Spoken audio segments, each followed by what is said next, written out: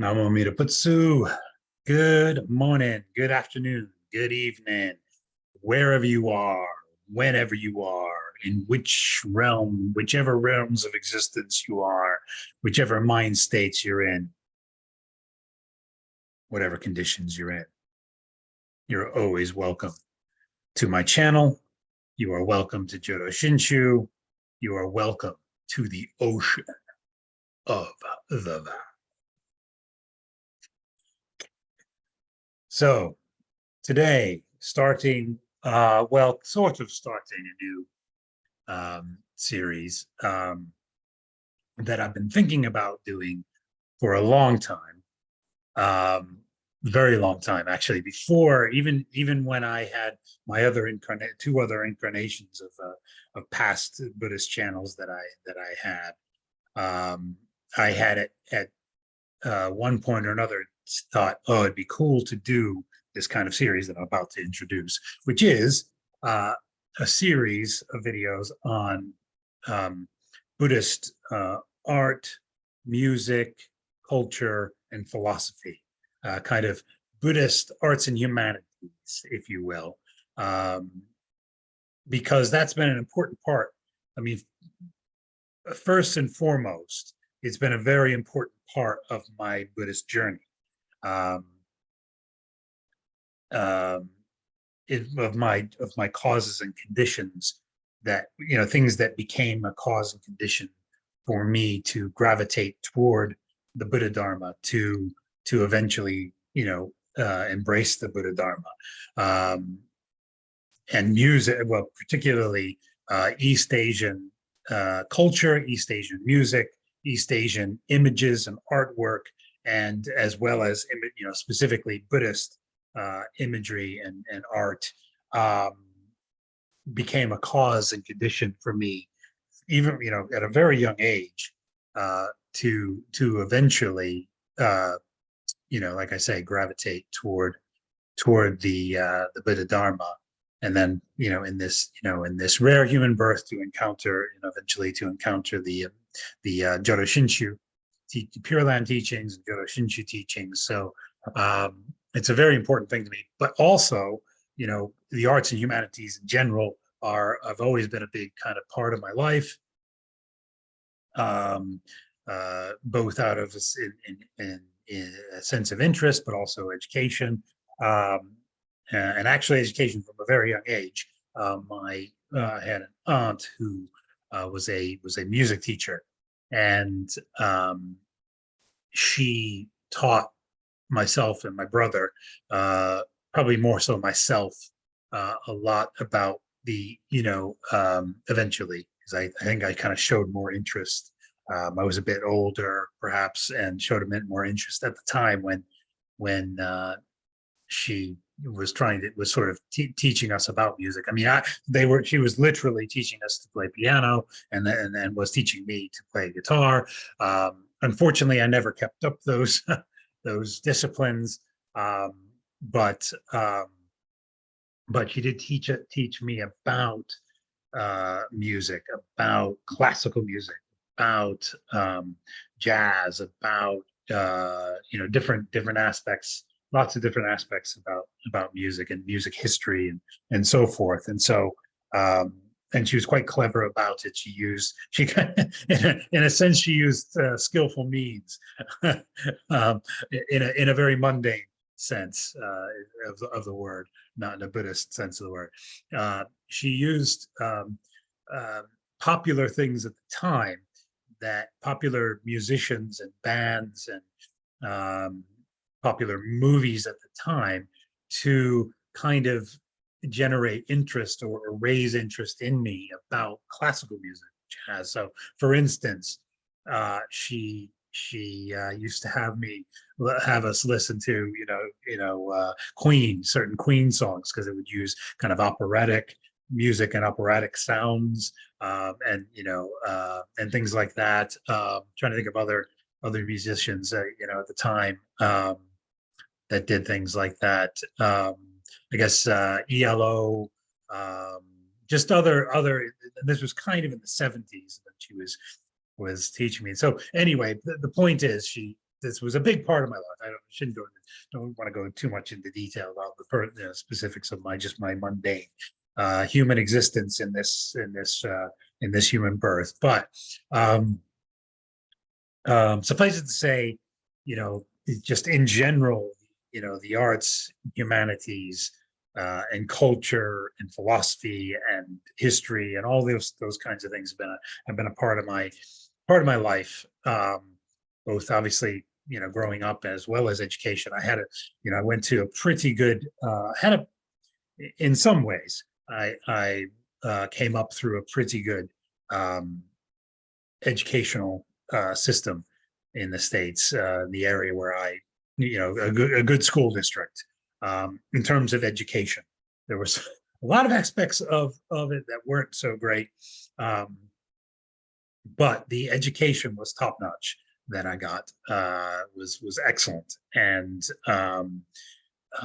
part of that was art. Arts and humanities was a big part of that, but of my even in grade school, there's a big English language and English literature kind of emphasis, as well as classical studies, and I remember even from middle school years and into high school. So anyway, it's been a huge part of my life. And also I did study, a lot of that at university, a lot of arts and humanities at university. I took probably every elective I could was kind of in philosophy, and both Western and Eastern. So anyway, it's been a big part of my life. And like I said, it was an important doorway, important seed, important cause and condition, the Buddhist arts and humanities, as it were, were an important cause and condition for me to, even as a kid, it, drew me started drawing me toward Buddhism early on in this provisional existence, rebirth that I'm currently in. So so I've always wanted to do a series like this. So that's what I'm doing. So without further ado, what I thought I would do is read an article today that I found on a Buddhist blog, a Theravada blog. I'll share my screen with you. Theravada blog. It's buddho.com. And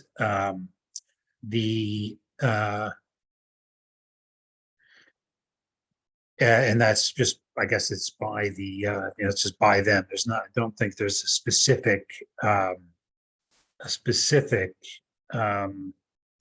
author mentioned on this article. So I would assume it's probably more than one. And it says the editors, and then says, the Buddhist. So I guess it's, by the editors, I guess, or someone from this website or affiliated with this website has written this article. It's a really good, it's more than art, it's kind of an outline article of Buddhist statues, history, use, and meaning. And so as always, I'll make the disclaimer that I'm not affiliated with Buddho.com or the authors of this article, nor am I promoting either of them. I'm just using reading this as fair use for educational purposes for my channel. So without further ado, I shall start reading this.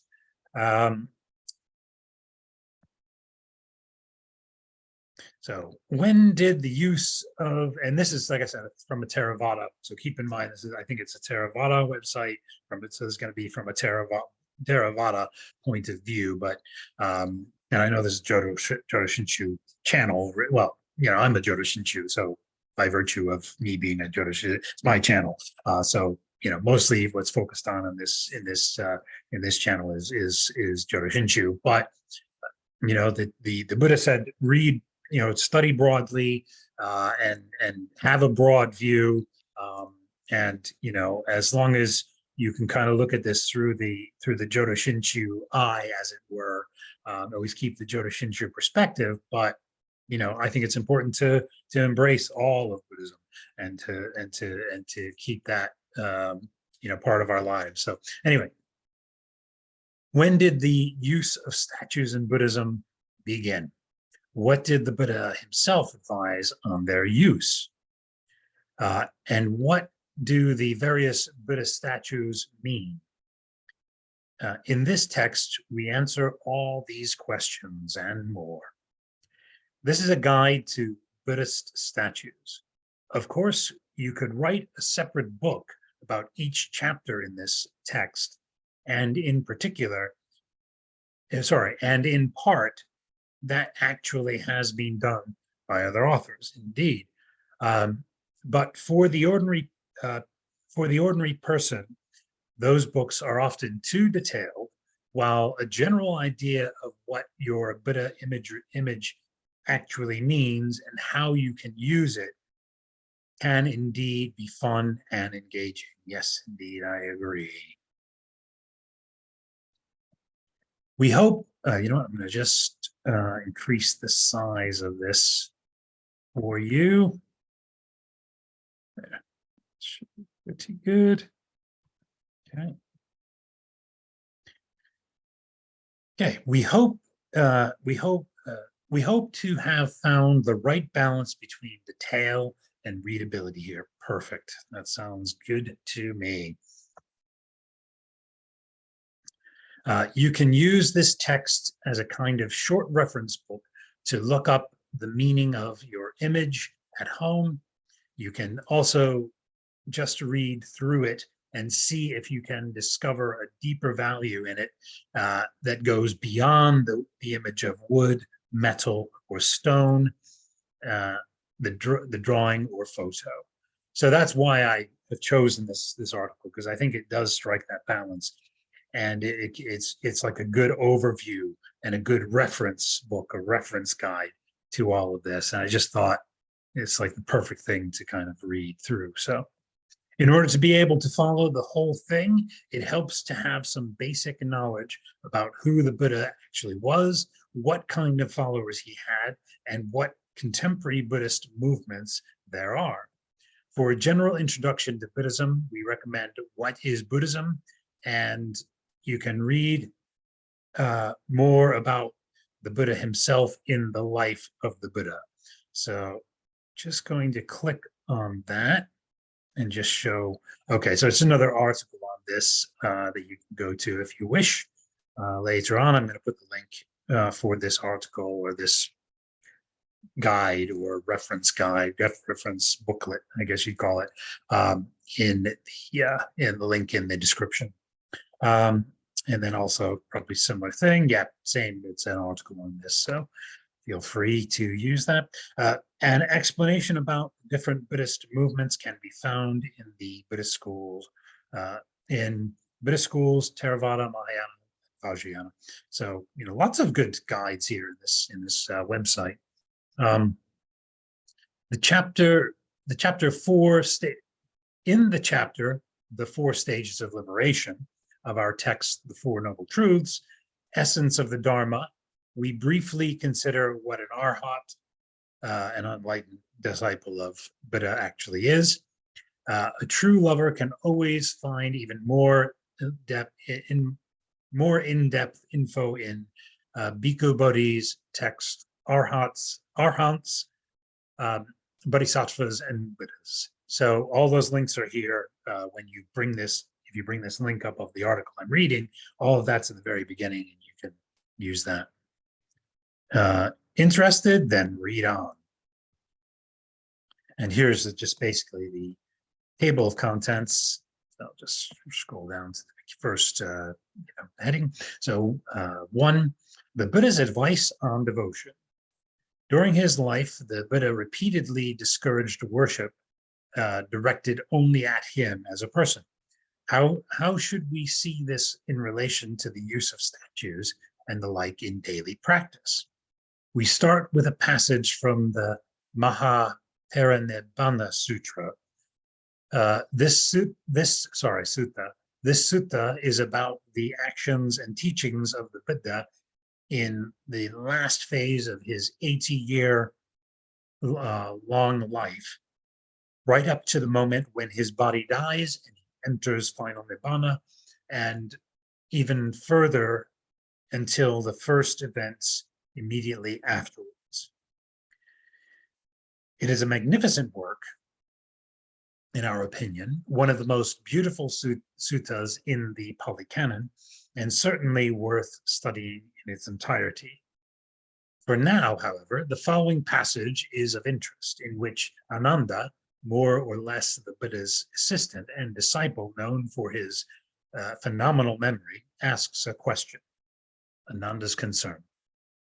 Quote, "Formerly, Lord, on leaving the quarters after the rains, bhikkhus set forth to see the Tathagata, and to us there was the grain and benefit, or sorry, and to us there was the gain and benefit of receiving and associating with those very revered bhikkhus who came to have audience with the Blessed One and to wait upon him.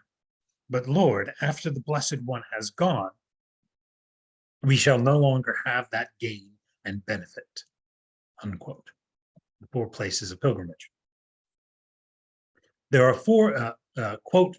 There are 4 places. There are 4 places, Ananda, that a pious person should visit and look upon with feelings of reverence. What are the 4? Here the Tathagata was born. This, Ananda, is the place that a pious person should visit and look upon with feelings of reverence. Here the Tathagata became fully enlightened in unsurpassed supreme enlightenment. This, Ananda, is a place that a pious person should visit and look upon with feelings of reverence. Here the Tathagata set rolling the unexcelled wheel of Dharma. This, Ananda, is the place that a pious person should visit and look upon with feelings of reverence.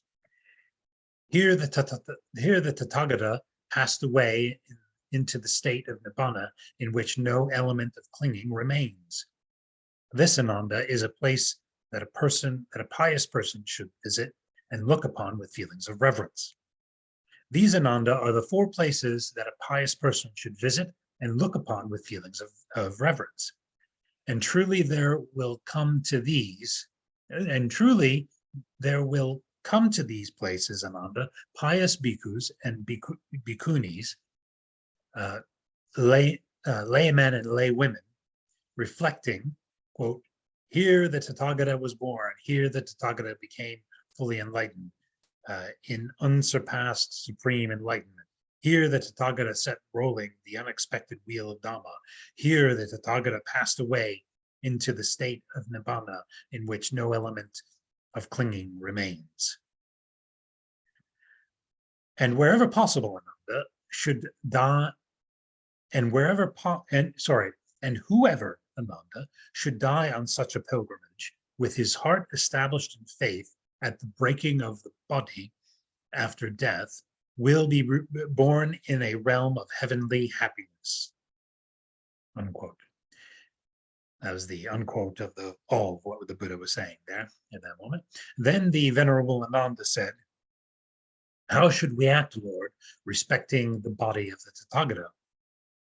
And then the Buddha quote is quoted, "Do not hinder yourselves, Ananda, to honor the body of the Tathagata. Rather, you should strive, Ananda, to be zealous on your own behalf for your own good. Unflinchingly, ardently, and resolutely, you should apply yourselves to your own good.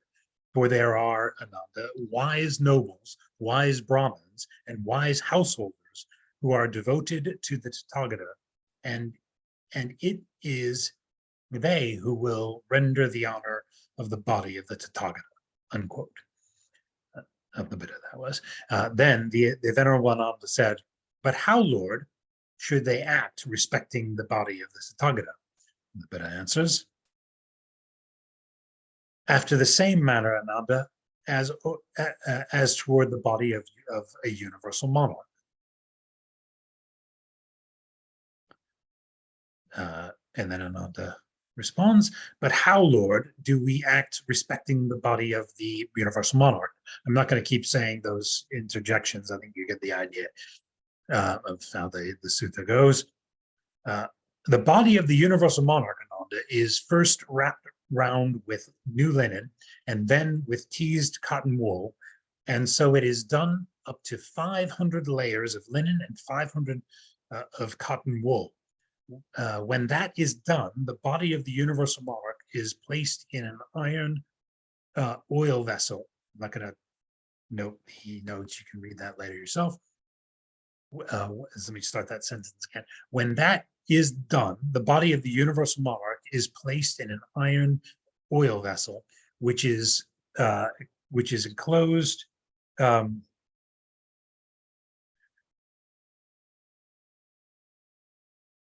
Sorry. When that is done, the body of the universal monarch is placed in an iron oil vessel, which is enclosed in another iron vessel. A funeral pyre is built of all kinds of perfumed woods, and so the body of the universal monarch is burned, and at the crossroads a stupa is raised for the universal monarch. So it is done, Ananda, with the body of the universal monarch, and even, Ananda, with the body of the universal monarch, so should it be done with the body of the Tathagata. And at the crossroads, also a stupa should be raised for the Tathagata. And whatsoever shall bring that to that place garlands and incense and sandal paste and pay reverence, and whosoever, I should say, and whosoever shall bring to that place garlands and incense and sandal paste and pay reverence, and whose mind becomes calm there, it will be to his well-being and happiness for a long time. So just pause there for a second. That there's that that sort of connection again of the Tathagata, the Nirmana Kaya manifestation, the big Nirmana Kaya manifestations of the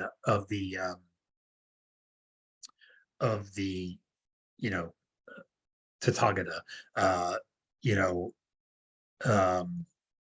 Those rare times where for every so often among the kalpa that there's that the world turning kind of Buddha appears, and there's that connection between the that Nirmanakaya Buddha, that form of the Buddha, and the Chakravartin king, the universal monarch. I believe that's what is being referred to here, the Chakravartin king, and that's the big king. That's the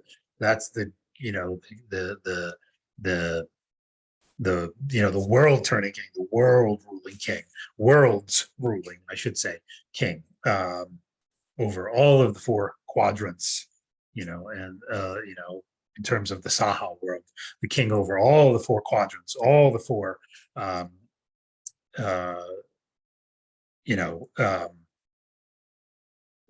entire universe, the entire galaxy, the entire universe, the entire, multiverse.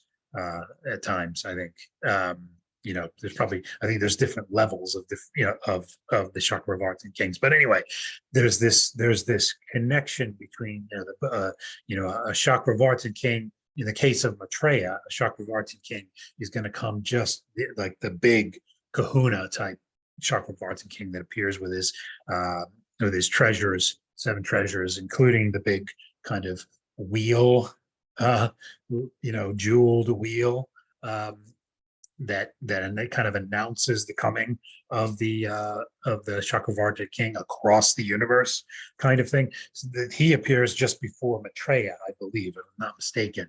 That's what was going to be happening. So there's this, and I think that's happened in other times too. A Buddha and a Chakravartin king in past, very long ages ago, many kalpas ago, where the Chakravartin king appeared and a Buddha appeared. Doesn't always happen, I think, but anyway, there's this connection, and even in Shakyamuni's birth, there was that,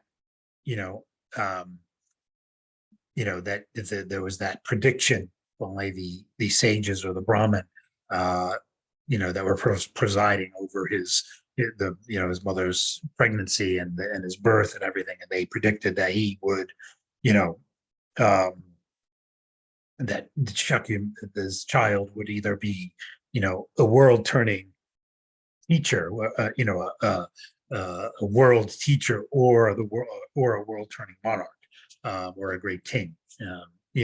So and I think that's the case probably with a lot of um, Nirmanakarya Buddha cycles. They all kind of do a similar kind of cycle, where some of them become, go beyond and become a king, like Dharmakara, actually became a king and then renounced his king and the throne, whereas Shakyamuni was a prince and didn't ever, didn't ever become the king. He would have been the heir, but he renounced his right, his princehood and his right to kingship, temporally, with you know.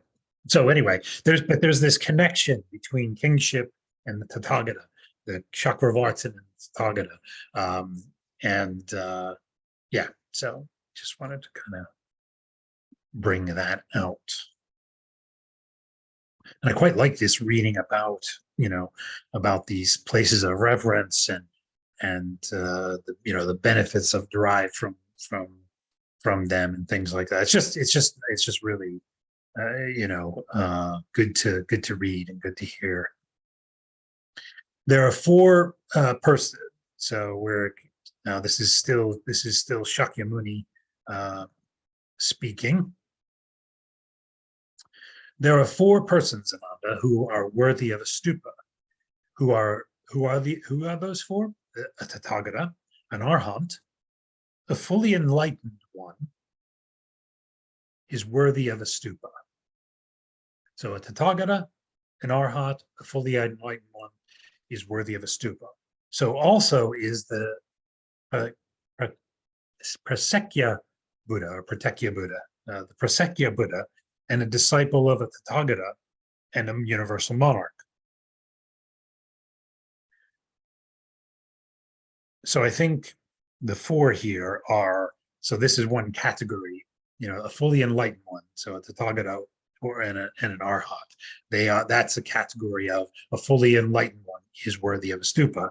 And then the other three, I think here is, so also is a Prasekya Buddha, a disciple of a Tathagata, and a universal monarch.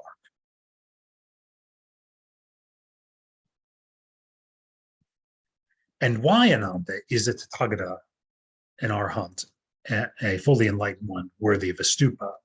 Because Ananda,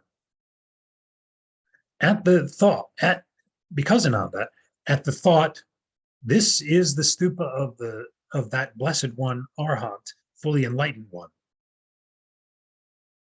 The hearts of many people will be calmed and made happy.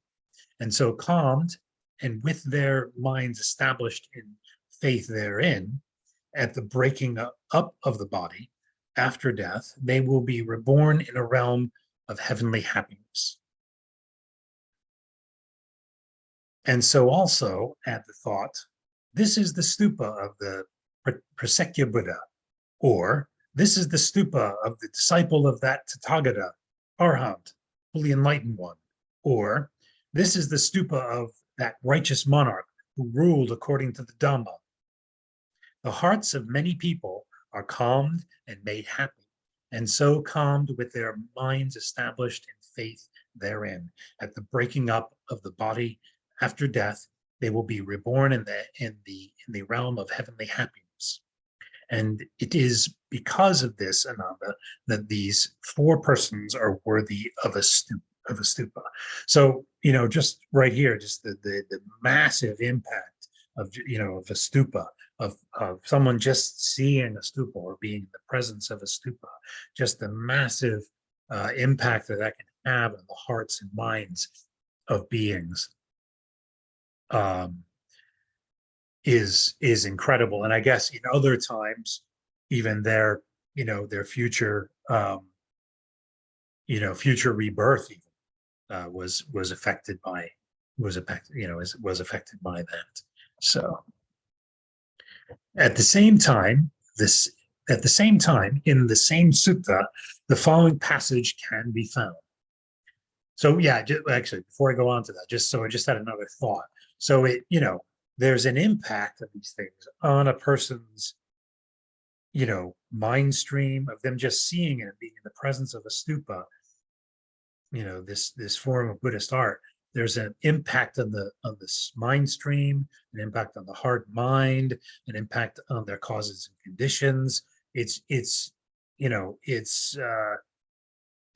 major, it's profound, it's incredible. So it's never underestimate. At the same time, in the same sutta, the following passage can be found. So I think this has kind of come out of the quote of the sutta, and this is the article saying again. At the same time, in the same sutta, the following passage can be found. Quote, back to the sutta. Yet it is not thus, Ananda, that the Tathagata is respected, venerated, esteemed, worshipped, and honored in the highest degree. But Ananda, whatever bhikkhu or bhikkhuni, layman or laywoman, abides by the Dhamma, lives uprightly in the Dhamma, walks in the way of the Dhamma, it is by such a one that the Tathagata is respected, venerated, esteemed, worshipped, and honored in the highest degree. Therefore, Ananda, thus should you train yourselves. We shall abide by the Dhamma, live uprightly in the Dhamma, walk in the way of the Dhamma. So the way to venerate, this is so different than perhaps other religions where people are the followers of a particular god are commanded to be worshipful, to praise that god, to are commanded to worship, are commanded, and that's not the way it is in Buddhism. The Buddha never commanded to be worshipped. The Buddha never asked for that, and here it is, the way the Tathagata is respected. It's always put back to the Dhamma, back to the practitioner, back to the teaching, practice, realization within the practitioner, within the Buddhist, within the follower of Buddhism, if you will. So the way that the Tathagata is respected, venerated, esteemed, worshipped, and honored in the highest degree is whenever a bhikkhu or bhikkhuni or lay man or lay woman abides by the Dhamma, lives uprightly in the Dhamma, walks in the way of the Dhamma, it is by such that it is by such a one that the Tathagata is respected, venerated, esteemed, worshipped, and honored in the highest degree. So the Buddha is pointing us back to living the Dharma, immersing yourself in the Dharma, living the Dharma, embodying the Dharma, and so for us, Jodo Shinshu, laymen and lay women, and teachers, and priests and monks, who are in Jodo Shinshu, the Nembutsu is how we and the teachings, are how we live uprightly in the Dhamma. It's through Amida's power. It's through what Amida has given us, in his Nembutsu, in listening deeply, in it's Amida Buddha's, it's Amida Buddha who, Dharmakara lived uprightly in the Dhamma, walked in the way of the Dhamma. It is, Dharmakara, Amida as Dharmakara abided in the Dhamma, lived uprightly in the Dhamma, walked in the way of the Dhamma. And so it's through the Nembutsu and through deep listening, through the teachings, the Joshinshu teachings. It's through the working of Amida that we live in the Dhamma, that we live uprightly in the Dhamma. It's through Amida's power we live uprightly in the Dhamma. It's through Amida's power that we walk in the way of the Dhamma. It's through Amida's power that we abide in the Dhamma. And so, but in us practicing Jodo Shinshu, in saying the Nembutsu and listening deeply to the Dharma, in having Dharma dialogue, in speaking up, in Dharma dialogue, working with a good teacher, the Dharma being transmitted. That's how the Tathagata is respected, venerated, esteemed, worshipped, and honored in the highest degree. So it always comes. It's just, I love that about Buddhism. It's not about the Buddha wasn't about the Buddha being worshipped. It's about the practice. It's about the teaching. It's about the Dhamma. So. Therefore, obviously, the three pillars, the three jewels, the three treasures are the Buddha, the Dharma, and the Sangha. But yeah, I think you get what I'm trying to say here. So, therefore, Ananda, thus should you train yourselves. We shall abide by the Dhamma, live uprightly in the Dhamma, and walk in the way of the Dhamma. And the way we do that in Jodo Shinshu, I kind of just talked about. So, in the Buddhist monasteries all over the world, verses praising the qualities of the Buddha are regularly chanted, such as the Jaga Parita chant, TP So, which is in essence also an expression of devotion. So you can access that link later. Again, I'm sure it's to another link to this website, which is quite good, actually, really good. One step further, you could say that the Buddha Nusati method, the Buddha Nusati meditation method, bringing into the mind the qualities of the Buddha, of which meditation on Buddha is a form, is also deeply anchored in the faith with faith in and devotion for the Buddha. Interesting how that's all worded. When you think about our Jodo Shinshu teaching and Shinjin, the true, real, and sincere mind of faith in Shinjin, and that we, it's other power. Anyway, so just interesting wording though. From all the above, the following tentative conclusion can be distilled.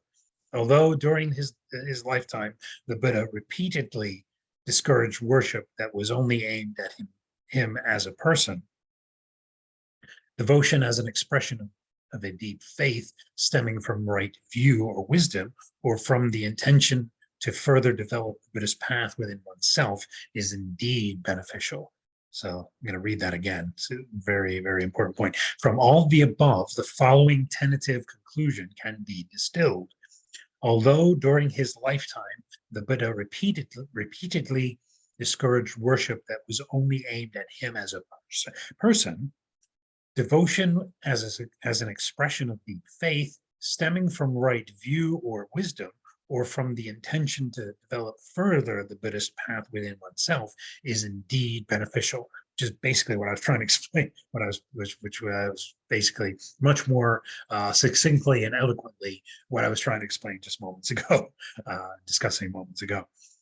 Specifically, for meditation on the Do, there comes a point when refining and deepening the respect and faith sadha in the Buddha helps to further refine and deepen the meditation practice itself. Again, interesting. I'm going to read that again. Specifically for meditation on the Do, there comes a point when refining and deepening the the respect and faith sada in the Buddha helps to further refine and deepen the meditation practice itself. It is for a reason that sada, as one of the 5 controlling factors in Vriya and forces bala, is part of the 37 factors of enlightenment, bodhipakkhya dhamma. And Ada refers again and again to these 5 factors when it comes to the development of one's mind, about which more is written in the Sada, Viraya, Sati, and Samadhi, Pana, Kanti, and Metta. I'm going to leave it there because I need to go, but we'll continue this in the next episode. So thank you again, and Namo Amida Butsu. See you next time.